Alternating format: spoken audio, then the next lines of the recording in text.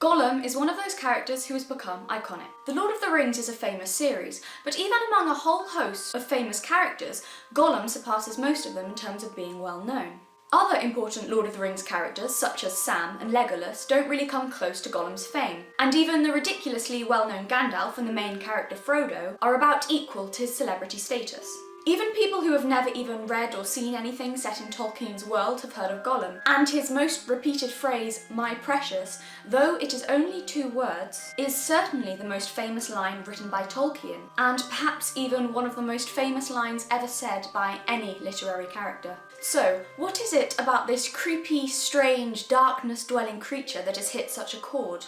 What is it about Gollum that has so strongly embedded him into our collective consciousness? I have my own answer to this question, but if you disagree or have something else to add, then please let me know down in the comments. I've really been enjoying the comments section. I've had several great discussions with people, and at this point in time, because I'm such a teeny tiny channel, I can reply to everything. I know that sometimes it takes me a while to respond, so apologies for that, but bear with me. I always do reply eventually, and I'll be able to do that for the foreseeable future. Also, I know I haven't made a Cassandra Clare video in a while. I'm not done with those, don't worry. I still have more to say, and no matter how much I piss people off or how many dislikes from Clare fans those videos accumulate, I will still be saying it. Because those books are horrendously awful and someone needs to bring attention to that. The reason for the delay is that my laptop broke and the script for the Clare videos are on it, but once I get that sorted, the next videos will be coming at some point soon. I also know it's been about a month since my last video. In the new year they should be getting more frequent, but in the past few weeks it's been a bit full on with personal stuff, hence the delay. I was going to do a Christmas themed video, but I couldn't think of anything interesting, and I also really wanted to do this topic. I suppose this video does have a tenuous link to the spirit of Christmas actually, which will probably make more sense when I get to the end. So there we go, Merry Christmas, have Gollum. And a quick warning, this video does have spoilers for The Lord of the Rings, so if somehow you've managed to avoid finding out the conclusion to this iconic series and wish to keep it that way, click away now. Anyway, on to perhaps my favourite character ever, Gollum, also known as Smeagol. I'm blown away by the mastery that has gone into creating a character like Gollum. Tolkien has somehow, impossibly, managed to make him so repulsive and vile that he makes your skin crawl, yet at the same time has also made Gollum a creature that you just want to hug and protect. Or at least I do, anyway. This weird contradiction, this impossible combination of disgusting, ruthless and murderous, with heart-wrenchingly pitiable, childlike and adorable, is in my opinion what makes Gollum so memorable. Gollum may be cruel and merciless, but he's also an innocent. I don't mean the usual definition of innocent as in free from moral wrong, because clearly Gollum has done wrong. I mean innocent in the sense that he is naive and unknowing. Gollum seems to have little to no understanding of morality or evil, or how his actions hurt others. He's a child who acts out, who yearns for love and affection, and who cannot grasp the concept of empathy, or what doing the right thing even means. I think we can feel for Gollum because he's so clearly a victim.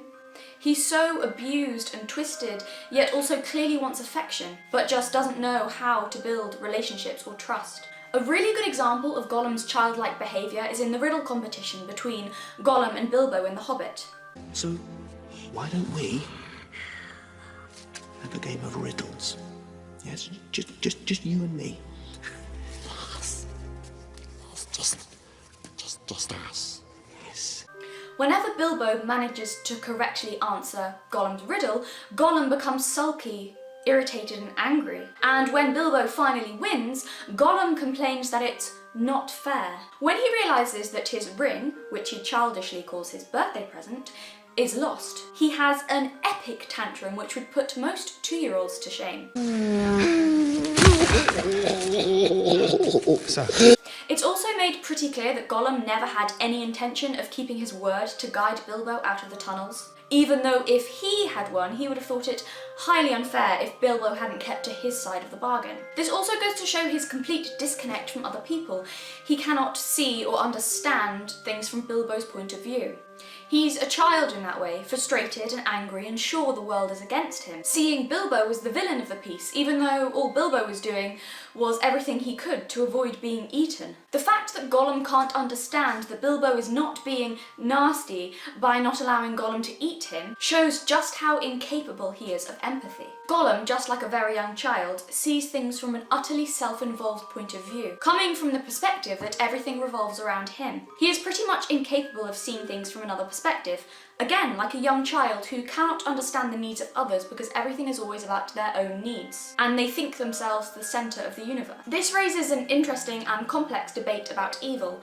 Is Gollum truly bad if he doesn't understand the implications and consequences of his actions? To Gollum, Bilbo is being mean. Bilbo betrayed him by taking his ring. And Gollum doesn't have enough of a grasp on morality to understand why eating somebody might be evil.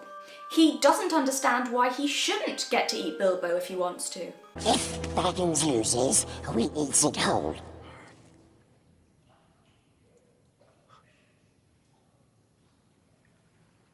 Gollum doesn't understand evil, so can we truly consider him to be an evil character, even though he acts in the way that he does? Gollum's innocence and lack of understanding absolves him in the eyes of the reader of a lot of the guilt that most other characters would carry if they behaved in the way that he did. We recognise that childlike aspect to Gollum. We recognise that here is a creature that needs guidance and support.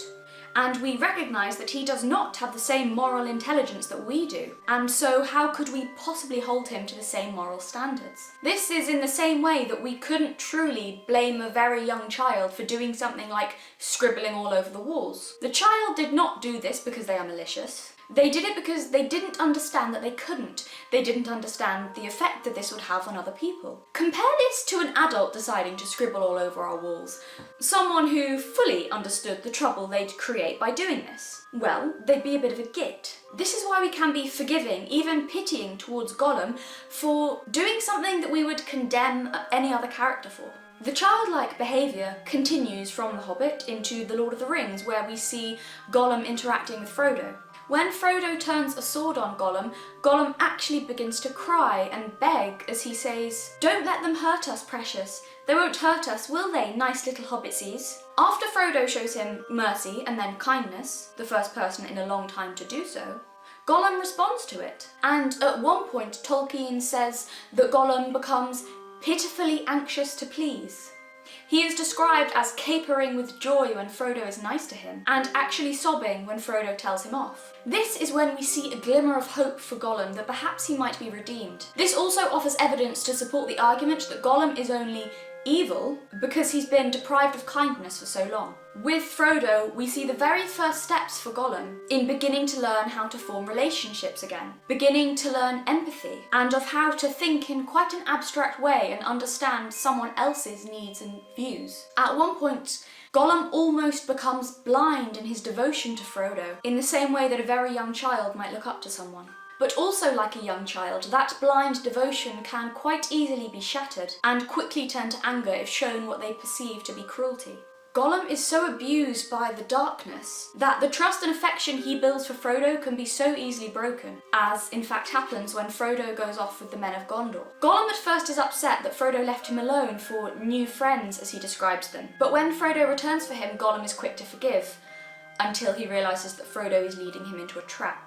This betrayal was only done because it was the only way that Frodo could save Gollum's life. But Gollum, being childlike as he is deeply hurt and cannot understand this, and feels only that the one person he began to trust after so long betrayed him. His childlike nature also awakens within us a desire to look after, nurture, protect. We warm to him because we instinctively recognise a child, and not just any child. A child who is lost and alone, a child who has suffered so much and been so hurt, a child who needs guidance and protection and above all love. And on some level, despite all he's done, we want to provide that for him, to look after him and shield him from any more pain and suffering. One scene which really makes us pity Gollum is when Sam overhears Gollum talking to himself. Gollum appears to have two different personalities living within him. One is childlike and trusting, and the other is devious and abusive, the devious personality being the one which is controlled by the ring. The conversation Sam overhears is when the childlike part of Gollum is arguing with the malicious part of himself about whether or not to stay loyal to Frodo. To see the innocent aspect of Gollum, which only wants to please, be so bullied and abused by part of himself that he cannot escape from, it makes us want to save the good part of him. Master's my friend. You don't have any friends. Nobody likes you. Not listening. Not listening. You're a liar. And a thief. No. Murderer. Go away. Go away! I hate you. I hate you. It's like watching a puppy who only wants to make you happy being kicked repeatedly. It's heart-wrenching. The good part of Gollum is childlike and so easily manipulated by the dark part of himself. But so great is his love and admiration for Frodo becoming, that he actually puts up a valiant fight against the darkness within him. And to see this, that despite everything, despite how twisted he is and how difficult it is, to see that he still has something good within him that is capable of affection, loyalty, bravery and selflessness, and to see that good within him struggling against the hold of the ring, well, would make anyone want to rescue him. Gollum's motivations we can also empathise with. He only wants to stop his anguish and suffering. Without the ring, he feels lost, alone, and in real pain. He is so enslaved by it that he's clearly in torment when it's gone. We can sympathise with his desire to get the ring back, and even understand all the murders and attempted murders that he commits along the way, even while we condemn his actions. The reader's love for Frodo also serves to make Gollum as well, somewhat lovable. Frodo begins the book as a kind, brave, young and thoroughly decent hobbit who adores his Uncle Bilbo and his friend Sam, and who would not only be willing to die for them, but also willing to die for the whole of Middle-earth if that's what it takes to save it. He takes on the burden of the ring, a burden he does not deserve to carry but does it anyway, even knowing what it may do to him. And throughout the books we see him change into someone who feels alone and completely weighed down by his burden, and who finds a kinship to Gollum because Gollum is the only one who understands what he's going through, having his heart and mind so twisted by the ring. The fact that Frodo, through no fault of his own, is beginning to become like Gollum is emphasised by Tolkien, and with this we also understand that once, a long time ago, Gollum was something like Frodo, and if things had been different he might never have become what he is. It is this, understanding that Gollum did not really choose to become like this but was made like this, that makes us pity him so. We pity him because in Gollum, fragments of who he was remain, and it is sad for the reader to see that he was once someone sane and decent and good, someone like Frodo perhaps. Seeing a shell of this person is pitiable and sad, particularly when we know that Frodo could quite easily go down the same path. Contrasted with Frodo, Sam and Bilbo, kind, brave and unwavering creatures who love and stand for everything good and decent in the world, makes us sad to see how far Gollum has fallen. This is made even sadder by the fact that the hobbits in this story are of course meant to represent us, humans. Creatures who, though ordinary, unadventurous and perhaps even a little dull, often surprise us with how extraordinary they can be in their bravery, kindness and loyalty. Hobbits, in Tolkien's world, the most ordinary and human of creatures, more human than the humans in fact, have proven themselves time and time again to be valiant to the end.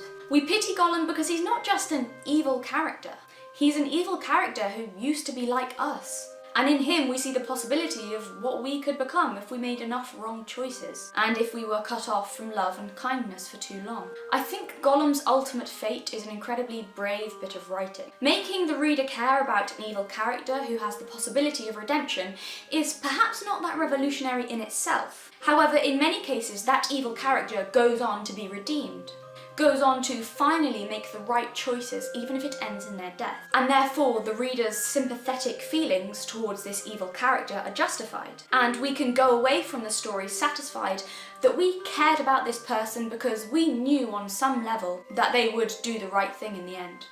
Tolkien doesn't do this. He makes us care about a character who, yes, has the possibility of redemption but ultimately does not choose goodness in the end. This fate seems particularly cruel after Tolkien has toyed with our hopes throughout the books, and also because of how miserable Gollum's existence has been.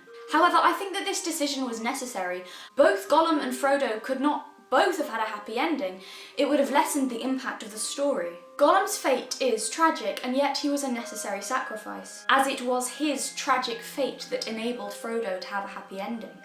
Gollum, in a way, is as much the hero of the story as Frodo is. Though he is a tragic one, he shows what might have been. And in the end, it is actually him, and not Frodo, who ultimately destroys the ring, though he does so accidentally. If not for Gollum, Frodo's story would also have ended in tragedy. It is also easy for the reader to forgive Gollum, because if even Frodo couldn't give the ring up at the end, then how could we ever expect Gollum to, who was far more enslaved to the ring than Frodo ever was? Towards the end of the story, just before the ring is finally destroyed, we see how similar Gollum and Frodo have truly become. They fight over the ring at the edge of Mount Doom, neither of them able to destroy it, and both want to keep it for themselves.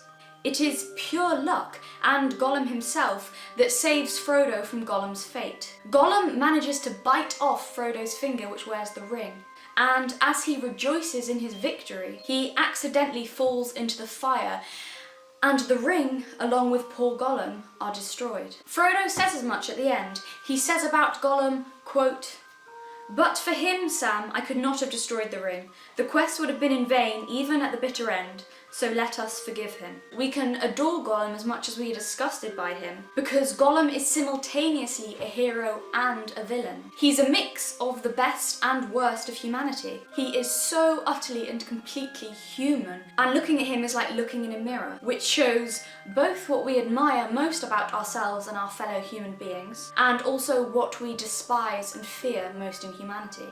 Gollum, in truth, is the whole of humanity contained within one character. I believe he resonates with us so deeply because he showcases the strength of the human spirit. The fact that even when we are at our lowest and weakest and most twisted, there's still something good and strong within us that can never fully be extinguished. A strong theme in Tolkien's books, which I think is incredibly important, particularly when it comes to Gollum, is that despite all their weaknesses and flaws, hobbits are fundamentally good, pure and golden-hearted when in their natural habitat and left to themselves. Evil does not come from within hobbits, it is not in their nature. Indeed, the Shire, the home of the hobbits, despite the accusations of small-mindedness and dullness, still stands for all that is good and right in Middle-earth. The thought of this, and I'm stealing a quote from William Blake here, the thought of this green and pleasant land, with its decent, honest folk, is held up by Tolkien throughout the books as the antithesis of Sauron and of darkness. The hobbits and the Shire represent creation, abundance, and things that grow. In truth, life itself. And this is a thing that must be protected against unnatural control and destruction. It is as Gandalf himself says, and I know this quote is from the movie, not the book, but I still think it is appropriate. Saruman believes that it is only a great power that can hold evil in check. But that is not what I have found. I found it is the small things, everyday deeds of ordinary folk that keeps the darkness at bay. Simple acts of kindness and love. This is what the hobbits stand for, and it makes me wonder if Tolkien is saying this about humanity. Is he perhaps saying that fundamentally and in our natural state, we are good until we come across evil? Because Gollum's evil, and this is the most important thing, does not come from within him. It is an external force, and that is why it is so admirable to see that little spark of light that is all that remains of Smeagol fight against it until the very end. Gollum, in my opinion, represents the extraordinary nature of humanity. That though we perhaps may seem to be simple, weak and ordinary creatures who might easily fall to the darkness, we are actually the true heroes of this story. It doesn't matter that we don't have godlike powers. It doesn't matter that we often make the wrong decisions. It doesn't matter if we can't defeat dragons with ease. Because it is the everyday acts of courage, goodness, and the joy we find in simple, beautiful things that truly makes us extraordinary. And even though Gollum's humanity ultimately fails against the power of the ring, it doesn't really matter. This serves only to make him that much more tragic and to make his struggle that much more admirable. And perhaps on some level Tolkien does offer him redemption after all. Yes, Gollum ended up being too far gone to make the right decision in the end. However, does the fact that he fell with the ring show that the evil part of himself has been destroyed alongside it? That perhaps finally he can find peace? Gollum is not only a tale of caution, he is also there to remind us that no matter if we succeed or fail, no matter what mistakes we may make or how our story may end, our humanity can never completely be crushed out of us. This is why Gollum is so memorable, so profound, and also one of the best characters ever written. There we go, I suppose that had a faintly Christmassy message by the end of it. As Christmas, and I wouldn't say I'm a Christian, but still, Christmas after all is supposed to be about Jesus' saving of humanity. And if I've inadvertently just compared Gollum to Jesus Christ, dying so that Frodo can be saved of his sins, I'm sure we can overlook that. Merry Christmas.